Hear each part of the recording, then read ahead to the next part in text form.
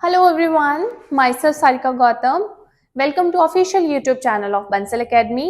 इस वीडियो में मैं डिस्कस करने जा रही हूँ पीएस टेट के ऑब्जेक्शंस वाले क्वेश्चन विद प्रूफ।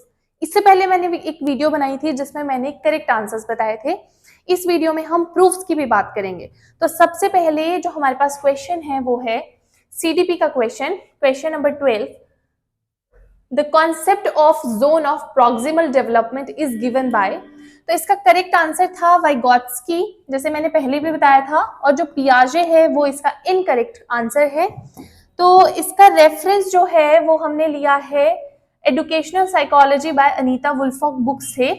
देखो यहाँ पे देखो क्या बताया गया है, क्लियरली लिखा गया है कि जो the zone of proximal development के बारे में कि इट वाज गिवन बाय वाइगॉट्स्की, ठीक है। और यहाँ पे देखो जोन ऑफ प्रॉक्सिमल डेवलपमेंट को फिर आगे एक्सप्लेन किया है, ठीक है। It is the area between the child's current performance and the level of performance that the child could achieve with adult guidance और by working with a more fully developed child, ठीक है।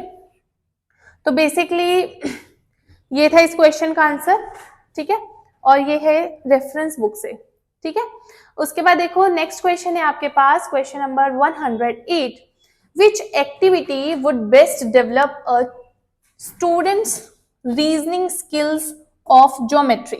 तो basically देखो this is not factual question, this is directly, ये हमारे पास कैसा question है, देखो ये हमारे पास देखो ये कॉन्सेप्चुअल क्वेश्चन है, ठीक है। कॉन्सेप्ट की नॉलेज होनी चाहिए।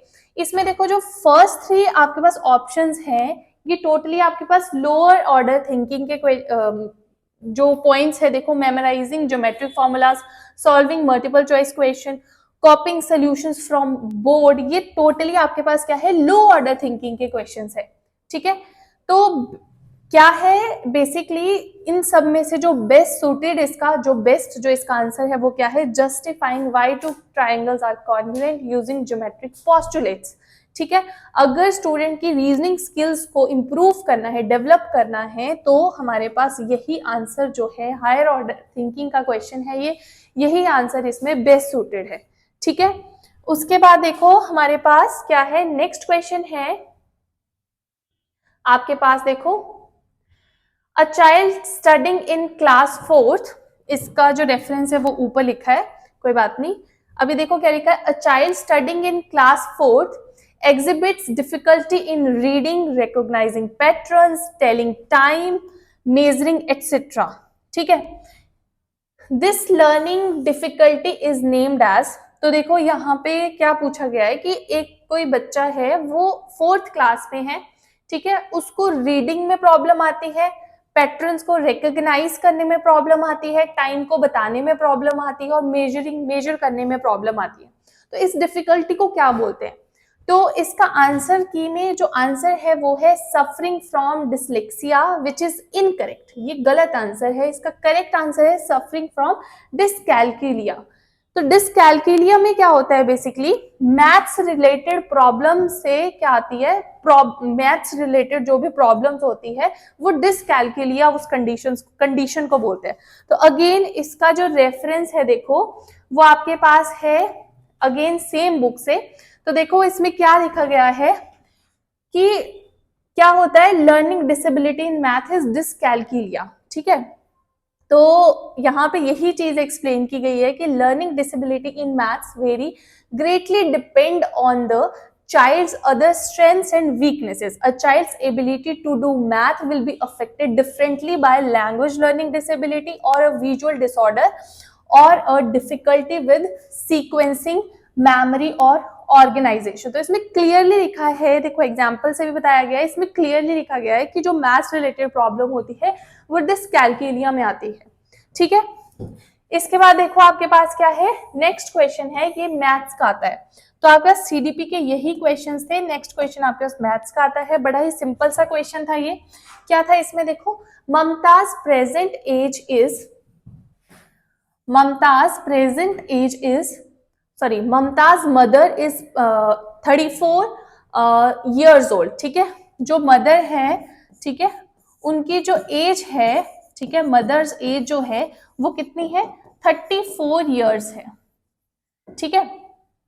उसके बाद यहाँ पे क्या बोला गया देखो, 2 years from now mother's age will be 4 times Mumtaz present as.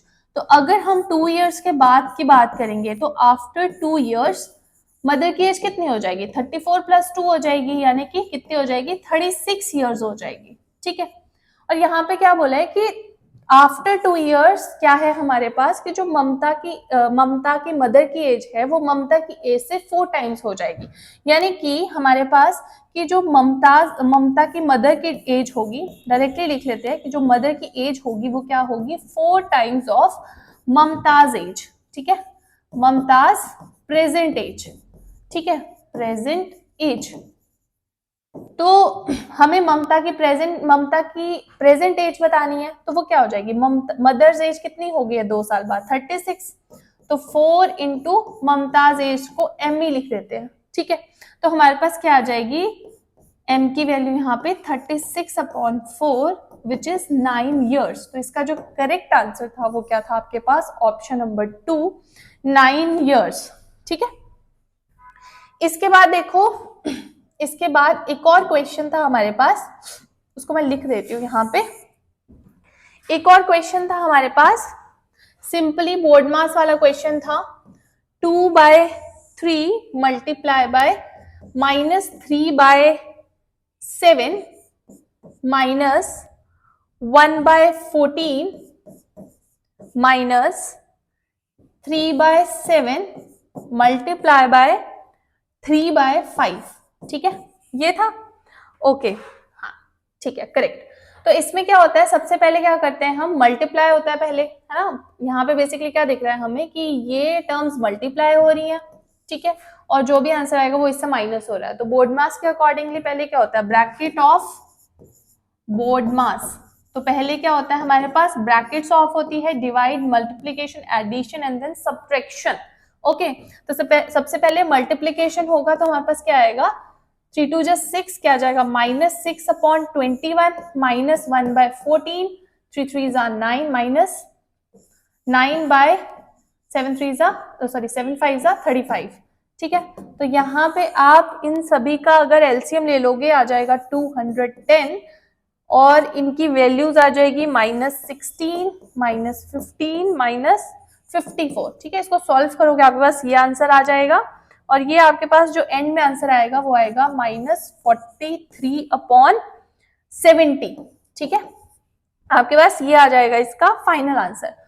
ठीक है, तो बेसिकली इसमें से इधर इस वाले क्वेश्चन के लिए आपके पास जो भी ऑप्शंस थे सारे के सारे ऑप्शंस क्या थे, इनकरेक्ट थे। ठीक है, तो माइनस, बेसिकली इसका आंसर था आपके पास -43/70। ठीक है, तो ये that's it for this video. आपके पास ये क्वेश्चन थे जो ऑब्जेक्शंस वाले क्वेश्चंस थे। ठीक है, जिनको आप प्रूफ के साथ एक्सप्लेन कर सकते हो, मैंने आपको वो बता दी है। इसके अलावा हमारा मास्टर कैडर का मैथ्स एंड साइंस का बैच ऑलरेडी स्टार्ट हो चुका है। ठीक है, हमारी ऑलरेडी ही मतलब ये वाली क्लासेस जो हैं वो स्टार्ट हो चुकी है, और इसके अलावा आप रिकॉर्डिंग लेक्चर्स भी ले सकते हो। लाइव लेक्चर्स तो शुरू हो ही चुके हैं, और आप ये बैच ज्वाइन कर सकते हो, अभी ज़्यादा टाइम हुआ भी नहीं है। ठीक है, और आप मास्टर कैडर भी अपना क्रैक कर सकते हो बंसल एकेडमी के साथ। Thank you so much.